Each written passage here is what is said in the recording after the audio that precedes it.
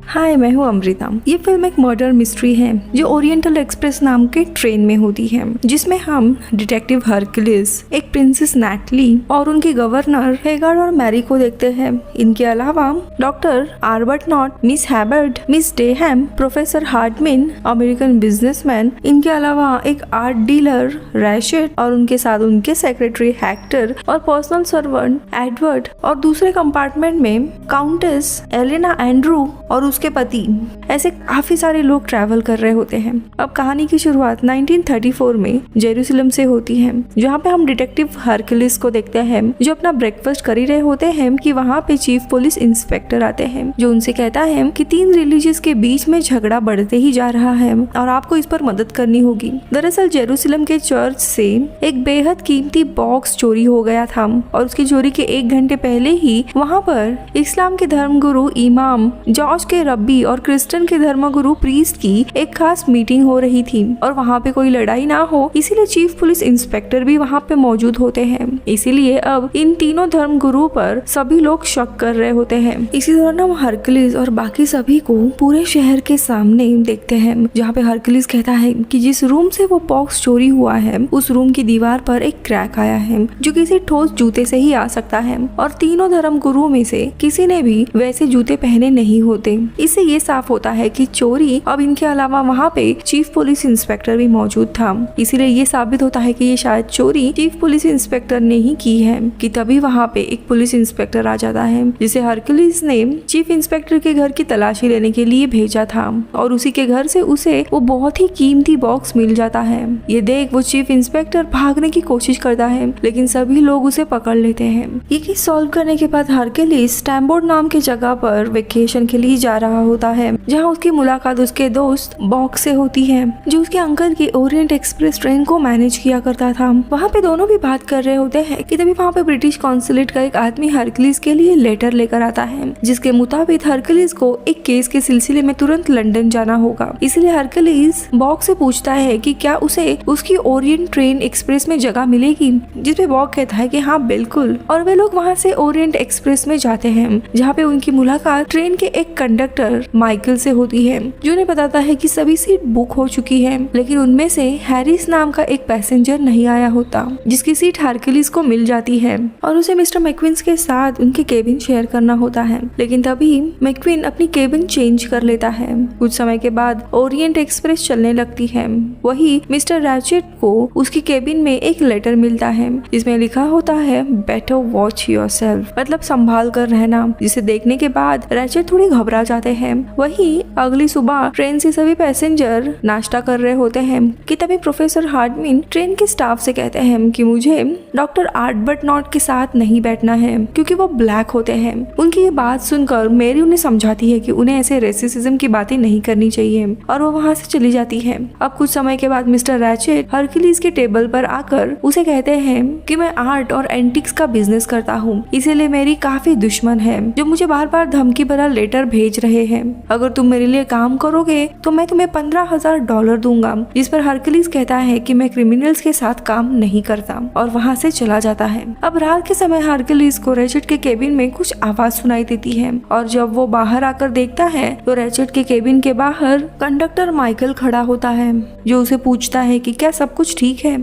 जिस पर केबिन के अंदर से आवाज आती है कि हाँ सब कुछ ठीक है। लेकिन कुछ समय के बाद हरक्यूलिस को फिर से आवाज सुनाई देती है, लेकिन जब वो बाहर आता है तो उन्हें कोई रेड किमोनो पहने वहाँ से जाता हुआ दिखाई देता है और तभी ट्रेन के बाहर मौसम खराब होने की वजह से ट्रेन पटरी से उतर जाती है। ट्रेन रुक जाती है और उसका काम शुरू होता है। अब सुबह जब हरक्यूलिस उसके केबिन के बाहर निकलता है तो उसे माइकल रैचेट के केबिन के बाहर मिलता है, जो उसे ब्रेकफास्ट के लिए बुला रहा होता है, लेकिन देर तक दरवाजा ना खोलने पर दरवाजा तोड़ देता है, जहाँ केबिन के अंदर वो रैचेट की लाश देखता है। हरक्यूलिस माइकल से तुरंत डॉक्टर आर्बटनॉट को बुलाने के लिए कहता है। डॉक्टर आर्बटनॉट लाश को चेक करके बताते हैं कि इनके शरीर पर 6 से 7 बार चाकू से वार किया गया है और इसकी मौत लगभग रात के 2 बजे हुई होगी। इसी दौरान हम हरक्यूलिस के दोस्त बॉच को देखते हैं, जो हरक्यूलिस से इस केस को नेक्स्ट स्टेशन आने से पहले सॉल्व करने के लिए मदद मांगता है, जिस पर हरक्यूलिस हरकुलिस कहता है कि दरअसल रैचेट मरना डिजर्व करता है, वो एक क्रिमिनल था। लेकिन तभी बॉच उसे समझाता है कि उस क्रिमिनल का क्या जो हमारे बीच में मौजूद है। ये सुनकर हरकुलिस उसकी मदद करने के लिए तैयार हो जाता है। वो वहाँ से सीधा रैचेट के केबिन में जाता है जहाँ उन्हें एक बंद घड़ी मिलती है। घड़ी में 1:30 बजे हुए थे और वहीं पर बेहोशी की दवा और एक महंगा रुमाल जिस पर एच लिखा हुआ होता है। ये देखकर हरकुलिस को समझ आता है कि ये सारी चीजें यहाँ पे किसी ने जानबूझ के रखी है। इनमें से सिर्फ एक ही सबूत असली है जो कि दरअसल वहाँ पे पड़ा एक जला हुआ कागज का टुकड़ा होता है। वो दोनों भी उसे लेकर बाहर आते हैं जहाँ पे ट्रेन को सही करने के लिए वर्कर्स आ चुके होते हैं। वही रखे एक लालटेन पर हरकुलिस उस कागज को रखता है जिसके ऊपर के लिखे हुए अक्षर उन्हें दिखने लगते हैं। ये देख हरकुलिस चौंक जाता है। दरअसल उस कागज पर as a strong blood on your hands you will die लिखा होता है, जिसका मतलब था तुम्हारे हाथ खून से रंगे हैं और जल्द ही तुम मरोगे। अब हरकुलिस बॉक से कहता है कि तुम जिसे मिस्टर रैचेट समझ रहे हो उसका असली नाम कैसिडी है और उसने 2 साल पहले जॉन आर्मस्ट्रॉन्ग और सोनिया आर्मस्ट्रॉन्ग की बेटी डेसी आर्मस्ट्रॉन्ग को किडनैप किया था। उसके माता पिता से फिरौती मांगी थी। सारे पैसे देने के बाद भी उसने डेजी को मार दिया था। उसी दरमियान डेजी की माँ सोनिया आर्मस्ट्रॉन्ग प्रेग्नेंट थी, जिस वजह से वो इस सदमे को बर्दाश्त नहीं कर पाई और उसकी भी मौत हो गई। और उसके बाद जॉन आर्मस्ट्रॉन्ग ने भी सुसाइड कर लिया था। बॉक ही सब कुछ सुन काफी चौंक जाता है। आगे हरकुलिस बताता है कि जॉन आर्मस्ट्रॉन्ग ने हरकुलिस को ही इस केस के सिलसिले में मदद मांगी थी, लेकिन जब तक उनका लेटर हरकुलिस को मिलता तब तक काफी देर हो चुकी थी। अब वो दोनों बात कर ही रहे होते हैं कि तभी वहाँ कंडक्टर आता है जो उनसे कहता है कि मिसेस हार्वर्ड उन्हें बुला रही है। उनके पास जाने पर वो उन्हें बताती है कि रात को कोई उसके केबिन में आया था और शायद उसने मेरी जगह रैचेट को मार दिया। मैंने इस बारे में कंडक्टर को बताया था, लेकिन उसने मेरी बात पर विश्वास नहीं किया। मुझे मेरी केबिन से एक बटन भी मिला है। उस बटन को दिखाते हुए बॉच कहता है कि ये तो कंडक्टर के ड्रेस का बटन है, लेकिन वहाँ खड़ा हुआ कंडक्टर यानी कि माइकल अपने ड्रेस दिखाते हुए कहता है कि मेरे ड्रेस का कोई भी बटन गायब नहीं है। अब हरकुलिस और बॉग उस कंपार्टमेंट के सभी पैसेंजर से पूछताछ करने लग जाते हैं, जहाँ हरकुलिस प्रिंसेस नटालिया से पूछता है कि क्या वो किसी आर्मस्ट्रॉन्ग फैमिली को जानती है, तो वो बताती है कि हाँ, वो खुद डेजी आर्मस्ट्रॉन्ग की गॉड मदर थी और साथ ही उसकी नैनी लिंडा जो एक एक्ट्रेस भी थी। वो उनकी प्रशंसक और दोस्त भी थी, लेकिन डेजी के हादसे के बाद उन्होंने कला की दुनिया से जैसे मुंह मोड़ लिया था। प्रिंसेस हरकुलिस से पूछती है कि आखिर मर्डर से आर्मस्ट्रॉन्ग फैमिली का क्या कनेक्शन है, जिस पर हरकुलिस कहता है कि रैचेट वही इंसान है जिसने डेजी को मारा था। अब इसी दौरान हरकुलिस प्रिंसेस की गवर्नर को रुमाल दिखाते हुए उसे पूछताछ करता है। दरअसल गवर्नर का नाम हेगार्ट रहता है जो कि एच से शुरू हो रहा है, इसलिए हरकुलिस पूछता है कि ये रुमाल तुम्हारा तो नहीं। इस पे हेगार्ट कहती है कि ये रुमाल बहुत ही महंगा है, मेरा नहीं है। आगे हरकुलिस उसे पूछता है कि कल रात क्या हुआ था, जिस पर वो बताती है कि रात को जब वो प्रिंसेस के कमरे से वापस जा रही थी तो उसने एक दूसरे कंडक्टर को देखा था जो कद में छोटा था। ये सुनकर हरकुलिस और बॉग दोनों समझ जाते हैं कि ये वही खूनी है, क्योंकि कंपार्टमेंट में सिर्फ एक ही कंडक्टर है। अब वो दोनों उस कंडक्टर की यूनिफॉर्म को ढूंढने के लिए सभी पैसेंजर्स के लगेज को चेक करने लगते हैं, जिसमें उन्हें कुछ भी नहीं मिलता। जिसपे हरकुलिस कहता है कि हमने सारा सामान चेक किया है सिवाय मेरा बैग। और जब वो उसकी बैग खोलते हैं तो उन्हें उसमें यूनिफॉर्म तो नहीं, लेकिन एक रेड कलर का किमोनो जरूर मिलता है। वहाँ से वो लोग हेगार्ट के केबिन में चेक करने जाते हैं, जहाँ उन्हें वो यूनिफॉर्म मिल जाता है जिसका एक बटन नहीं होता। लेकिन हरकुलिस कहता है कि हेगार्ट खून नहीं कर सकती, क्योंकि वो जानबूझकर ये यूनिफॉर्म अपने ही कैबिन में कभी नहीं छुपाएगी। और जब वो लोग उस यूनिफॉर्म को सूंघते हैं तो उसमें से उन्हें वैसे ही शराब की स्मेल आती है जैसे मैक्वींस पीता था। जिसके बाद वो दोनों मैक्वींस के केबिन की तलाशी लेते हैं, जहाँ पे हरकुलिस को मैक्वींस ट्रेन से कहीं बाहर जाते हुए देखता है, जिसका वो पीछा करता है। और आगे जाके मैक्वींस कुछ पेपर जलाते हुए हरकुलिस देख लेता है। अब मैक्वींस जब हरकुलिस को देखता है तब वो वहाँ से भागने लगता है, लेकिन हरकुलिस उसे पकड़कर वापस ट्रेन में लेके आता है, जहाँ पे मैक्वींस उसे बताता है कि वो दरअसल कैसिडी यानी रैचेट जिसका मर्डर हुआ है उसके एक एक करके पैसे चुराता था, लेकिन उसने उसका खून नहीं किया है। आगे वो कहता है कि मैं हमेशा उससे पैसे चुराता था, तो मैं अंडे देने वाली मुर्गी को क्यों ही मार डालूं। कि तभी वहाँ पे डॉक्टर आर्बटनॉट आ जाते हैं, जो उन्हें बताते हैं कि मैक्वींस कल रात मेरे ही साथ था। अब इसके बाद हरकुलिस डॉक्टर से पूछताछ करता है और वो उन्हें एक पाइप क्लीनर दिखाते हुए कहता है कि पूरे कंपार्टमेंट में आप ही हो जो पाइप पीते हो, और मुझे ये मर्डर वाली जगह से मिला था, जिस पर डॉक्टर कहते हैं कि मैं लोगों की जान बचाता हूँ, उन्हें मारता नहीं हूँ। आगे हरक्यूलिस उन्हें जॉन आर्मस्ट्रांग के बारे में पूछता है, जिस पर डॉक्टर कहता है कि मैं इस नाम के किसी भी इंसान को नहीं जानता। अब हरक्यूलिस वापस मैक्वीन से मिलता है, जहाँ पे उन्हें बताता है कि एक बहुत ही फेमस लॉयर थी जिनका नाम मैक्वीन्स था, जिन्होंने डेजी आर्मस्ट्रांग का केस भी लड़ा था। ये सुनकर मैक्वीन्स कहता है कि वो मेरे पिता थे, वो इस केस में किसी को भी दोषी साबित नहीं कर पाए, इसलिए उन पर एक मेड जिसका नाम सूजन था उसे दोषी साबित करने के लिए प्रेशर डाला गया था, और प्रेशर में आकर उन्होंने उस मेड को दोषी साबित किया, और इसी कारण से उस मेड ने जेल में सुसाइड कर लिया था, जिसके कारण मेरे पिता की पोजीशन और इतने सालों की इज्जत जो उन्होंने कमाई थी वो पूरी मिट्टी में मिल गई। और ये सुनकर हरक्यूलिस कहता है, और इसी कारण से तुमने कैसिडी यानी रेचेट को मारा है, तुम्हारे पास उसके मारने की वजह भी थी। इनकी ये बातचीत हो ही रही थी कि तभी उन्हें जोरों से एक चीख सुनाई देती है। उस जगह जाने पर वो देखते हैं कि मिसेस हबर्ड पर किसी ने चाकू से हमला किया हुआ है, लेकिन जब उन पर ये हमला हुआ तब मैक्वीन्स हरक्यूलिस के साथ था, इसलिए उस पर शक नहीं होता, और ये केस जहाँ से शुरू हुआ था वहीं पर वापस आ जाता है। अब हरक्यूलिस उसी कंपार्टमेंट के एक और केबिन में काउंटेस एलेना और उसका पति था, उनसे पूछताछ करने के लिए हरक्यूलिस एलेना से पासपोर्ट मांगता है। पासपोर्ट पर उसके नाम से छेड़खानी की गई थी। ये देख हरक्यूलिस कहता है कि तुम्हारा नाम एलेना नहीं बल्कि हेलेना है, जिस पर हेलेना कहती है कि हमें पता चला कि मर्डर की जगह से तुम्हें एक रुमाल मिला था जिस पे एच लिखा हुआ है, और हम बस किसी मुसीबत ना पड़े इसलिए हमने पहले अक्षर को चेंज किया। लेकिन हरक्यूलिस उनसे और कुछ सवाल पूछता है, जिसे ये पता चलता है कि हेलेना दरअसल सोनिया आर्मस्ट्रांग की छोटी बहन है, यानी डेजी आर्मस्ट्रांग जिसे रेचेट ने मारा था वो हेलेना की भतीजी थी।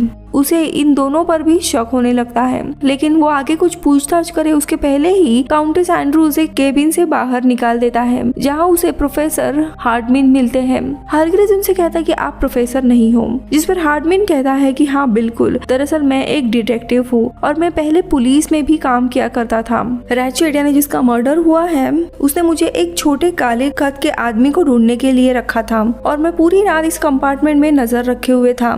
ये केस गोल गोल घूमते जा रही थी और हरक्यूलिस को कोई भी जवाब नहीं मिल रहा था। आखिर में वो मेरी से पूछताछ करने जाता है, जो दरअसल डेजी आर्मस्ट्रांग की नैनी थी, और वो उसके ऊपर इल्जाम लगाता है कि आपने ही रेचेट यानी कैसिडी को मारा है। कि तभी वहाँ पे डॉक्टर आर्बटनॉट आ जाते हैं, जिनके हाथ में बंदूक होती है, और वो कहते हैं कि ये खून दरअसल मैंने किया है। दरअसल जॉन आर्मस्ट्रांग मेरे भाई जैसा था, उन्हीं की वजह से मैं डॉक्टर बन पाया हूँ, और मेरी का इसमें कोई भी हाथ नहीं है। और जब हरक्यूलिस उसे पकड़ने की कोशिश करता है तो वो उन पर गोली चला देता है, और गोली उनका हाथ छूकर चली जाती है। यहाँ पे दोनों में काफी हाथापाई होती है कि तभी बॉच वहाँ पे आ जाता है और डॉक्टर को बेहोश करता है। अब ट्रेन पूरी तरह से ठीक हो चुकी थी। यहाँ पे हम सभी पैसेंजर को एक टनल के बाहर बैठा हुआ देखते हैं। मैं जानता हूँ कि तुम आर्मी में एक शार्प शूटर थे, तुम्हारा निशाना कभी भी गलत नहीं हो सकता। तुमने जानबूझकर ऐसी गोली चलाई जो सिर्फ मुझे घायल कर सके। अब रेचेट का खून तो हुआ है, तो यहाँ पे सिर्फ दो बातें हो सकती है। पहले कि कोई इंसान ट्रेन में बाहर से आया जिसने कंडक्टर की यूनिफॉर्म पहनकर कैसिडी को मारकर विंडो से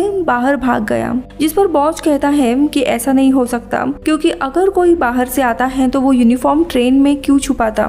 और फिर मिसेस हबर्ड पर भी तो हमला हुआ है। तो हरक्यूलिस कहता है कि ऐसे में तो दूसरी बात हो सकती है कि खून उसी इंसान ने किया है जिसके पास कैसिडी को मारने की कोई ठोस वजह हो सकती है। सबसे पहला निशाना डॉक्टर पर जाता है, जो जॉन आर्मस्ट्रांग को अपना भाई मानते थे, और दूसरे नंबर पर मैरी थी, जो कि डेजी आर्मस्ट्रांग की गवर्नर थी, जो उसे अपने बेटी की तरह प्यार करती थी।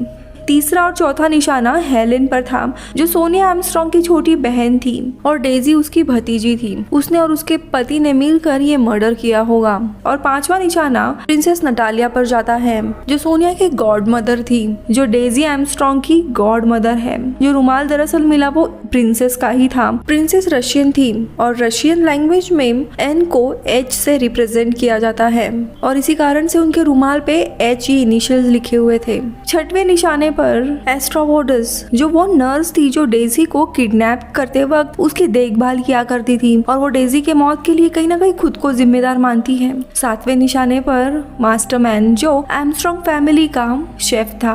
8वें नंबर पर वो इंसान था जिसे जॉन आर्मस्ट्रांग ने लोन दिलाया था, जिसके कारण आज वो एक बिजनेसमैन है। 9वें निशाने पर माइकल जो सुजैन नाम की जो मेड थी उसका भाई है। 10वें नंबर पर हार्डमैन जो सुजैन का बॉयफ्रेंड था और 11वें नंबर पर मैक्वींस जिसने रैचेट की वजह से अपने पिता को खो दिया था। तो वही 12वें नंबर पर मिस हबार्ड जिनका असली नाम लिंडा आर्डन है जो सोनिया आर्मस्ट्रांग और हेलेना की माँ थी, यानी कि डेजी आर्मस्ट्रांग की नानी थी। उनकी पोती और बेटी मारी गई थी, इसी कारण से वो रैचेट से बदला ले रही थी। और यहाँ पे हरक्यूलिस पूरे केस का बहुत ही बड़ा खुलासा करता है कि जिस तरीके से खून हुआ है ये खून किसी अकेले ने नहीं बल्कि तुम सब ने साथ में मिलकर किया है। अब ये कहते ही सारे लोग और बहुत चौंक जाते हैं, लेकिन अंत में लिंडा यानी सोनिया की माँ सामने आती है और कहती है कि ये सारा मेरा ही प्लान था। मैंने ही मैक्वींस को कैसिडी के यहाँ पे काम करने के लिए भेजा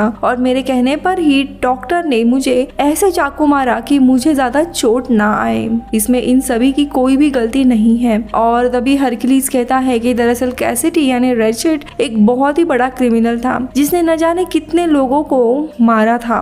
उस वजह से कहीं ना कहीं तुम लोगों ने भी सफर किया है, इसीलिए आप सबको एक और मौका जरूर मिलना चाहिए और मैं किसी को भी इसके बारे में कुछ नहीं बताऊंगा।